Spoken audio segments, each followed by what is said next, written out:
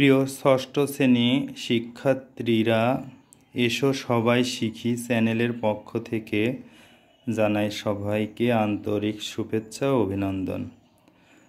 গত পাঠে আমরা সেন্টেন্সের প্রকারভেদের 3টা সেন্টেন্স সম্পর্কে জেনেছিলাম।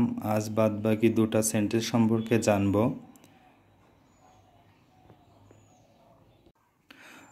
আজ আমরা অপটাটিভ সেন্টেন্স সম্পর্কে জানব।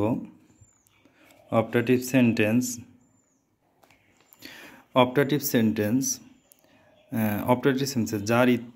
যার বাংলা অর্থ হচ্ছে ইচ্ছা বা আশীর্বাদমূলক বাক্য। ইচ্ছা আর আশীর্বাদমূলক। ইচ্ছা আমরা জানি, ইচ্ছা থাকলে উপায় হয়, বা এক কথা বলি যেগুলো, বা আশীর্বাদমূলক হচ্ছে কোনো কিছু আশীর্বাদ করা বা কোনো দীর্ঘজীবী করা বা কারোর মঙ্গল কামনা করা, এ সম্পর্কে বোঝায়। অপটাটিভ সেন্টেন্সটা আমরা সংজ্ঞা অনুসারে বলতে গেলে আমরা সেন্টেন্সটা লিখে নিয়েছি। যেমন দেখেন, যে সেন্টেন্স দ্বারা মনের ইচ্ছা, প্রার্থনা বা আশীর্বাদ প্রকাশ পায় তাকে অপটাটিভ সেন্টেন্স বলে। আমরা অপটাটিভ সেন্টেন্সটা সংক্ষিপ্ত আকারে ওপিটি লিখে নিয়েছি আর সেন্টেন্সে এসএন লিখে নিয়েছি। বন্ধুরা, তোমরা বুঝে নিও যে অপটাটিভ এর হচ্ছে ফুল মিনিংটা লিখে নিয়ে আর সেন্টেন্সটার ফুল মিনিংটা লিখে নিয়ে এটা বুঝে নিয়ে অপটাটিভ সেন্টেন্স বলে। তাহলে জানা যাচ্ছে যে সেন্টেন্স দ্বারা মনের ইচ্ছা, প্রার্থনা বা আশীর্বাদ এ প্রকাশ পায়, এটাই হচ্ছে কি অপটাটিভ সেন্টেন্স।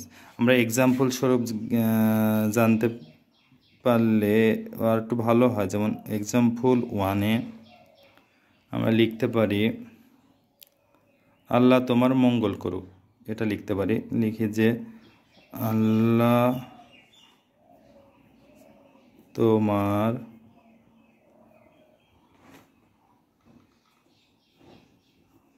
মঙ্গল করুন। আল্লাহ তোমার মঙ্গল করুন। এর ইংলিশটা হতে পারে মে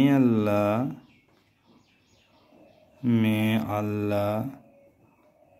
আমার কলমের কালিটা একটু ডিস্টার্ব করতেছে, যদি বুঝতে না পারো তাহলে আমাকে কমেন্ট করে বলিও।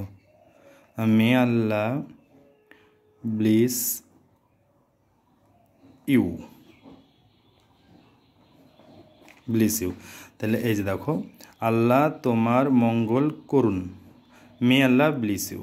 এটা বি, কালিটা ডিস্টার্ব করতেছে বোধ হচ্ছে না। আচ্ছা, ইউ। তাহলে আমরা বুঝতে পারলাম যে কি আল্লাহ তোমাকে মঙ্গল করুক। এইখানে দেখো মঙ্গল করুক যে বলছে যে সেন্টেন্স দ্বারা মনের ইচ্ছা, প্রার্থনা বা আশীর্বাদ, তাহলে মনের ইচ্ছা বা আশীর্বাদ এটা বলছে আল্লাহ তোমার মঙ্গল করুক। তাহলে কি বলতেছে, তোমার কি মঙ্গল করুক মানে ভালো কোনো কিছু করুক, এটা কি প্রার্থনা বোঝাচ্ছে, তাই তো? তাহলে এই উদাহরণের মাধ্যমে আমরা অপটাটিভ সেন্টেন্স সম্পর্কে একটু ধারণা পেলাম। এবার আমরা লাস্ট সেন্টেন্সে দিতে পারি, সেটা হচ্ছে এক্সক্লোমেটরি সেন্টেন্স। লাস্ট 5 নম্বরে এক্সক্লোমেটরি সেন্টেন্স আমরা লিখে নিয়েছি। এক্সক্লোমেটরি সেন্টেন্সটা হচ্ছে আবেগ সূচক বাক্য বা আবেগবোধক বাক্য বা আবেগমূলক বাক্য, যেটা বলতে পারেন। তাহলে আমরা এটা লিখে নিয়েছি যে কি আবেগ সূচক বাক্য। এক্সক্লোমেটরি সেন্টেন্সের চিনার আরেকটি দিক আমরা জানবো, কিন্তু তার আগে আমরা একটু সংজ্ঞাটা দেখে নিই। যে এখানে বলতেছে যে সেন্টেন্স দ্বারা মনের আবেগ যেমন দেওয়া আছে, দেখেন আনন্দ, সুখ, দুঃখ ইত্যাদি প্রকাশ পায়, তাই হচ্ছে এক্সক্লোমেটরি সেন্টেন্স, যেটা আমি সংক্ষিপ্ত আকারে লিখে নিয়েছি এক্সক্লোমেটরি সেন্টেন্স বলে। তাহলে আমার নিজের মনের আবেগ, যেমন আনন্দ বোঝাবে, সুখ বোঝাবে, দুঃখ বোঝাবে, কারণ মানুষের আনন্দ, দুঃখ, কষ্ট, হাসি, কান্না সব কিছু থেকে থাকে। এইগুলোই হচ্ছে এক্সক্লোমেটরি সেন্টেন্স। এক্সক্লোমেটরি সেন্টেন্সের চিনার উপায়, মানে আমরা চিনতে পারবো এমন একটা বিষয় আছে, সেটা এক্সাম্পলের মাধ্যমে দিই আমরা। সেটা দেখো বন্ধুরা তোমরা। আমরা একটা এক্সাম্পল লিখে নিলাম, যে এক্সাম্পলটা 1, যে বলতেছে তুমি কি সুখী, বলছে কি বলছে তুমি কি সুখী, ইংলিশে কি হচ্ছে এখানে how happy you are, how happy you are, তুমি কি সুখী। তাহলে এই যে সুখী আমরা কিভাবে চিনবো যে এটা হচ্ছে এক্সক্লেমেটরি সেন্টেন্স। বন্ধুরা এই যে দেখো লাস্টের যে এক্সক্লেমেটরি সেন্টেন্স দেওয়া আছে, এই যে যে এটা হচ্ছে আমরা কি জানি এক্সক্লেমেটরি সেন্টেন্স, এটা এক্সক্লেমেটরি সেন্টেন্সের একটি চিহ্ন। এই চিহ্ন দ্বারা এটা আমরা জানবো যে এটি এক্সক্লেমেটরি সেন্টেন্স, যেখান থেকে হোক না কেন এই চিহ্নটা যখন দেওয়া থাকবে তখন আমরা এটা বুঝে নেব যে এটা এক্সক্লেমেটরি সেন্টেন্স সম্পর্কে বলতেছে, ঠিক আছে না। তখন ওই আমাদের দুঃখ, আবেগ, যে কষ্ট, সুখ এগুলো আসবে, এই যে এক্সক্লেমেটরি সেন্টেন্স। তাহলে এখানে বুঝলাম যে তুমি কি সুখী, বলছে তুমি কি সুখী, এখানে প্রশ্ন করতেছে, বলছে তুমি কি সুখী, হাউ হ্যাপি ইউ আর, তুমি কি সুখী।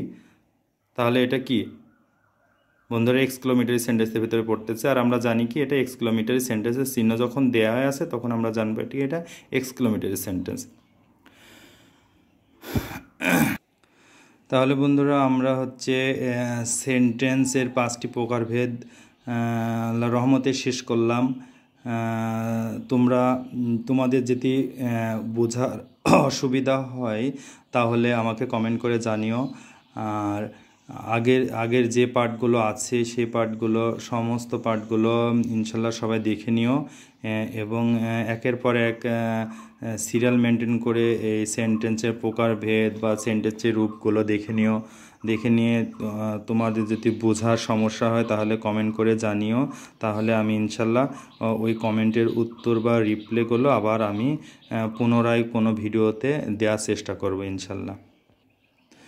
আর হচ্ছে বন্ধুরা আমি একটু কমেন্টে দেখছিলাম যে নাম্বার সম্পর্কে, যেটা নাম্বার সম্পর্কে, গ্রামারের নাম্বার, এই নাম্বার সম্পর্কে জানতে চেয়েছো। আমি পরের পার্টে এই নাম্বার সম্পর্কে কিছু তথ্য বা ধারণা দিব এবং এই নাম্বার কি সেটা সম্পর্কে জানাবো। তাই পরের পার্টটা দেখার জন্য অবশ্যই করে আমার চ্যানেলের সাথে থাকবা, আশা করি।